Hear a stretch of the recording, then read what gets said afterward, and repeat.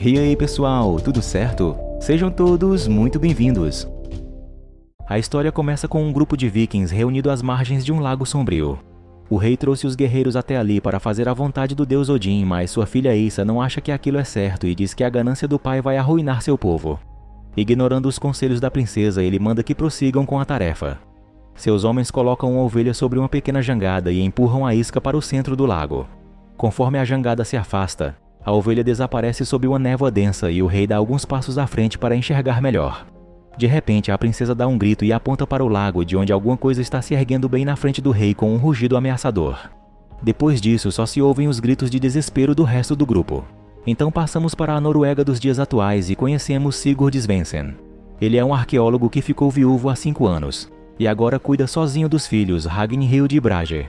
Hoje é o último dia de aula deles e Sigurd tinha quase esquecido que Ragnhild vai cantar no evento da escola. Por coincidência, o próprio Sigurd também tem que encarar uma plateia hoje. Os investidores do museu estão sentados diante do famoso navio Oseberg, onde foram encontrados os restos mortais da rainha Issa. A pesquisa de Sigurd indica que as viagens do Oseberg foram muito mais longas do que se acredita. Ele encontrou um tipo específico de conchas marinhas grudadas no casco do navio, e elas só existem na região de Finnmark, no norte do país. A descoberta representa uma grande reviravolta no que se sabe sobre os vikings, mas só teria algum valor se houvesse provas concretas, e os investidores não ficam muito impressionados com um punhado de conchas. Percebendo a decepção geral, Sigurd decide desobedecer seu chefe e revelar sua verdadeira teoria mesmo sem tê-la confirmado ainda. Ele mostra que vários artefatos vikings foram encontrados no navio, e os mais fascinantes são as esculturas de cabeças de animais. A que estava nos braços da rainha representa uma serpente cujo corpo é enfeitado por um padrão irregular. Sigurd e sua falecida esposa, Maren, concluíram que aquilo é uma inscrição em runas, soletrando a palavra Ragnarok. Na mitologia nórdica, essa palavra indica o fim dos tempos, mas agora Sigurd acha que pode ter sido um evento histórico real.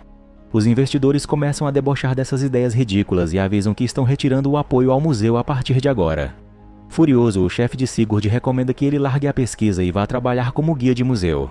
Ele fica tão abalado que perde a noção do tempo folheando o caderno de Maren e acaba se atrasando. O evento de Ragnhild já terminou quando ele chega na escola e ela fica muito chateada com o pai. À noite, Brage tenta ajudar e diz que é normal que um pai solteiro se atrapalhe com o dia a dia. Sigurd então confirma suas suspeitas sobre os e-mails que tem recebido de senhoras solitárias. O menino está tentando arrumar uma namorada para ele na internet, sem reparar muito na idade das candidatas. Ainda brava, Ragnhild pergunta qual será a viagem das férias de verão. Suas amigas vão para a Espanha e Brage está a fim de mergulhar, mas nenhum dos dois sabe que Sigurd está praticamente desempregado. Ele sugere uma visita à cabana da família no interior, o que provoca a fúria da menina. Mais tarde, Sigurd recebe a visita de seu colega Alan, que é igualmente apaixonado pelos vikings. Ele é o responsável pela parte mais prática da pesquisa e está chegando agora de Finnmark com boas notícias. Sigurd conta a ele o que houve no museu e explica que a pesquisa provavelmente acabou, mas o rapaz diz que nada disso importa perto do que ele encontrou no norte. Ele tira da mochila o que parece ser só uma pedra, mas Sigurd vê que ela está coberta de runas. Depois de limpar a superfície, ele percebe que a mensagem está escrita num código desconhecido, mas o símbolo no centro da pedra é muito familiar. Aproveitando que Sigurd ainda tem a chave do museu, os dois vão até lá no meio da noite e pegam uma relíquia do Oseberg que tem a mesma forma que o símbolo. Usando aquele objeto, Sigurd consegue decifrar a maior parte do texto e fica boquiaberto ao entender o valor histórico daquilo. A rainha Issa mandou erguer aquela pedra em memória do pai que desafiou os deuses de forma arrogante. A mensagem menciona um lago sem fundo que é chamado o Olho de Odin, e diz que a pedra marca o início de uma marcha de 3 dias até lá. Sigurd e Alan se arrepiam ao perceber que aquilo é quase um mapa. Quem não fica muito feliz é Ragnhild, pois agora a viagem da família será para Finnmark, um destino totalmente sem graça. Ela diz que isso vai custar um computador novo e Sigurd topa o acordo sem problemas. Chegando lá, Alan apresenta sua assistente, uma mulher muito hábil chamada Elisabeth. Conversando com ela, Alan se mostra bastante animado com a expedição, pois seu palpite é que o mapa leva a um tesouro que os vikings esconderam. Por isso ele até contratou um guia, um senhor pouco simpático que se chama Leif. Então a jornada começa e até as crianças se animam andando de barco. Mas quando eles atingem o topo da colina, Ragnhild volta a se irritar ao ver que o celular não tem sinal por ali. Outra dificuldade é que as coordenadas foram escritas há mais de 1000 anos, e muitas mudanças ocorreram desde então. Chegando a uma cerca cheia de placas pouco amigáveis, Leif explica que aquilo é a antiga fronteira entre a Noruega e a União Soviética. A região está cheia de resquícios da guerra, além de completamente abandonada. Leif pergunta se eles querem mesmo continuar e Alan apenas toma o alicate da mão dele, já abrindo uma passagem pela cerca. Surpreso com tanta coragem, Leif pergunta o que é que eles estão procurando, mas Alan prefere desconversar. Elizabeth acha graça ao ver que Ragnhild não sabe passar repelente. Ela pergunta onde está a mãe dela e a menina responde que ela morreu de câncer há vários anos. Depois de passar por veículos abandonados e todo tipo de entulho, o grupo chega a um grande lago com uma pequena ilha no centro. Leif afirma que esse é o único em vários quilômetros e Sigurd diz que só pode ser o olho de Odin. Então eles cruzam o lago numa jangada e começam a vasculhar a ilhota com detectores de metais. Mas tudo o que encontram são vestígios de guerras modernas. Sigurd vê que Leif está folheando o caderno de Maren sem sua permissão e exige que ele o devolva. O clima fica um pouco tenso entre os dois e Sigurd desiste de dialogar, apenas tomando o caderno de volta.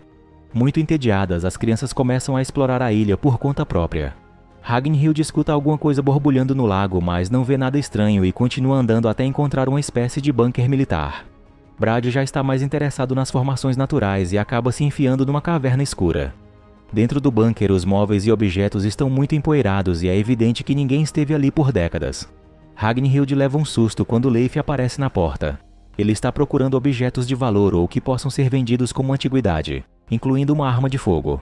Ainda muito decepcionado, Sigurd tenta achar respostas no caderno e Elizabeth vê que ele guarda várias fotos da esposa. Ela tenta conversar sobre isso, incentivando Sigurd a se abrir, mas é então que ele ouve os gritos do filho. Felizmente, Brad não está em perigo. Ele só quer mostrar ao pai que encontrou uma enorme caverna. Iluminando o fundo com a lanterna, Sigurd percebe que aquilo pode ser o lugar que estão procurando. Ele avisa os outros e logo Alan está descendo com Leif até lá. Alan fica impressionado e diz que a caverna se estende por quase toda a ilha. Quando chega a vez de Sigurd descer, Elizabeth percebe que ele não leva muito jeito para esportes radicais e o ajuda a ajustar o equipamento. Ragnhild deixa escapar um sorriso ao notar que os dois estão de paquera. Por último, a própria Elizabeth desce com as crianças e todos começam a explorar a caverna. Não demora muito até que Alan encontre um elmo viking. Ele e Sigurd ficam emocionados com a descoberta, pois este objeto prova a teoria de que Oseberg realmente esteve no norte. Com esse único elmo, o emprego de Sigurd não só está garantido, como ele pode até ficar famoso. Elizabeth também fica empolgada e diz que pode haver muito mais relíquias por ali. Ela incentiva as crianças a procurarem também e cada um vai para o seu lado, analisando o chão lamacento com suas lanternas. Brad encontra uma espécie de pedra oval e chama o pai de novo, mas Sigurd já está muito ocupado catalogando dezenas de outros artefatos. Então o menino coloca aquela coisa dentro de sua mochila e logo se esquece daquilo. Leif está cada vez mais curioso sobre a expedição e até tenta pegar uma outra pedra oval, mas acaba desistindo e fica com as botas cheias de gosma. Quando Alan e Sigurd começam a debater a melhor forma de transportar tudo aquilo até o museu, Leif interrompe a conversa num tom indignado. Ele não pode crer que aqueles dois tenham encontrado tantas coisas valiosas e estejam planejando dar tudo de graça a um museu. Esse comentário é a gota d'água para Sigurd, que não aguenta mais as atitudes do guia. Ele responde com grosseria que aquilo tudo vai para o museu porque não pertence a nenhum deles. Não aceitando isso, Leif aponta a espingarda para os outros e rouba absolutamente tudo que eles encontraram. Então ele escala a parede da caverna sozinho e larga a corda, deixando o grupo inteiro lá embaixo. Os adultos lamentam a perda inestimável e Ragnhild se assusta ao topar com uma caveira. Na jangada, Leif está tentando limpar a gosma quando nota algumas bolhas estranhas na superfície. Vemos que há algo no fundo do lago e a coisa o observa por alguns instantes antes de atacar a jangada por baixo. Enquanto isso, Elizabeth consegue escalar a lateral da caverna mesmo sem o equipamento e depois ajuda os outros a subirem também.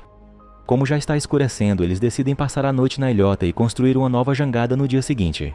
As crianças se instalam num dos bunkers com Elizabeth e os outros dois fazem uma fogueira. Sigurd continua intrigado pelo olho de Odin. Os artefatos que Leif roubou teriam feito muita diferença para sua carreira, mas não eram tão importantes assim para os vikings. Não faz sentido que eles tenham viajado até ali só para esconder essas coisas. Enquanto ele fala, Alan examina o crânio que Ragnhild encontrou e acaba provocando uma rachadura.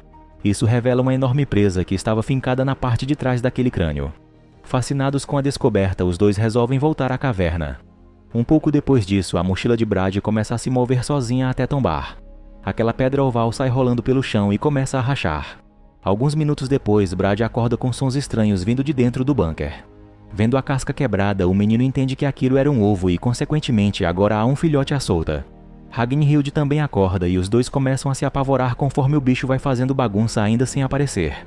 Eles tentam chamar Elizabeth, mas ela tem o sono muito pesado. Quando o filhote se revela, vemos que é um tipo de serpente. Brage está quase perdendo o medo e decide oferecer comida. Porém, isso abre o apetite do animal, que avança na direção do menino. Elizabeth acorda com os gritos das crianças e consegue prender o filhote numa caixa metálica. Na caverna, Alan e Sigurd chegam a uma câmara cheia de esqueletos. Comparando os desenhos do caderno com o dente que Alan tirou do crânio, eles começam a formar uma nova teoria. Talvez o Ragnarok seja uma criatura e não um acontecimento. Afinal, a palavra estava escrita bem na estátua da serpente. Os dois começam a se empolgar com a ideia de encontrar vestígios de uma espécie desconhecida. Muitos animais entram em extinção todos os dias, e não seria impossível que um dos monstros antigos realmente tenha existido. Mas então Sigurd encontra os restos de um soldado soviético que parece ter morrido da mesma forma que os vikings, apesar de só ter chegado aqui 1000 anos depois. O entusiasmo da dupla começa a se transformar em medo ao perceber que eles podem encontrar algo que não seja exatamente um fóssil. A curiosidade prevalece por mais alguns passos até que alguma coisa começa a rugir do fundo da toca, confirmando esse medo. Os dois se escondem rapidamente e Sigurd só consegue enxergar partes de um gigantesco corpo escamoso. Ao mesmo tempo, Elizabeth está de olho na caixa que não para de se mexer. Além disso, o filhote emite um som cada vez mais alto. No lado de fora do bunker há um carretel com uma corda que está estendida até o lago. De repente, alguma coisa puxa a corda até o fim e o bunker inteiro começa a ser arrastado em direção à água, derrubando tudo pelo caminho. As crianças gritam e Elizabeth manda que se segurem em alguma coisa. Quando eles estão quase caindo no lago, o bunker fica preso nas árvores e empaca. Isso dá tempo suficiente para que Alan e Sigurd cheguem para ajudar, mas as árvores já estão começando a ceder sob o peso da estrutura. Os dois conseguem abrir a porta e Elizabeth sai com Ragnhild. Então o bunker escorrega mais um pouco e Brage perde o equilíbrio, deslizando ainda mais para o fundo. Sigurd se inclina para dentro e agarra a bolsa que o menino está segurando. Quando o bunker finalmente cai no lago, ele consegue puxar Brage para si e salva o filho. Infelizmente, isso não significa que o perigo passou, pois eles ainda estão presos na ilha com um monstro na água. Além disso, Sigurd ainda não sabe que a bolsa no seu ombro contém uma caixa com um filhote de monstro. Brage pergunta a Elizabeth se a criatura poderia andar na terra e ela responde que não sabe, mas ninguém quer ficar preso ali por mais um dia. Então os adultos vasculham o resto da ilha em busca de algo útil para a fuga. Notando a caixa que se mexe sozinha, Alan decide espiar seu conteúdo. Ao ver o filhote de serpente, o seu senso de oportunidade ofusca o de sobrevivência e ele decide levar aquele troféu. Com o material recolhido, Elizabeth consegue montar uma tirolesa improvisada para chegar ao outro lado. Agora só falta a coragem de atravessar o lago desse jeito, sabendo o que há lá embaixo. Alan é o primeiro e as crianças vão logo em seguida, chegando à margem sem incidentes. Porém, Sigurd não tem a mesma sorte. Bem no meio da travessia, a roldana engasga e ele fica pendurado. Elizabeth tenta ajustar a corda, mas só piora a situação. Sigurd despenca mais 2 metros, agora já bem perto da água, além de estar preso só por um gancho mal encaixado. Elizabeth vai até o meio para arrumar a roldana e então Sigurd percebe que a criatura está vindo. As crianças começam a gritar e ele segura na mão de Elizabeth, que o ergue até o nível da corda. Os dois ficam pendurados na expectativa enquanto as bolhas se multiplicam bem embaixo deles. Nesse momento, a cabeça gigantesca da serpente sai da água para dar o bote. Ela erra a mordida, mas o susto faz com que suas vítimas larguem a corda. Sigurd e Elizabeth caem na água e começam a nadar freneticamente até a margem. Alan atira na serpente com um sinalizador e consegue atrasar seu avanço, o que dá tempo para que os amigos escapem. Aliviados, os dois se juntam ao grupo e todos começam a caminhada rumo à fronteira.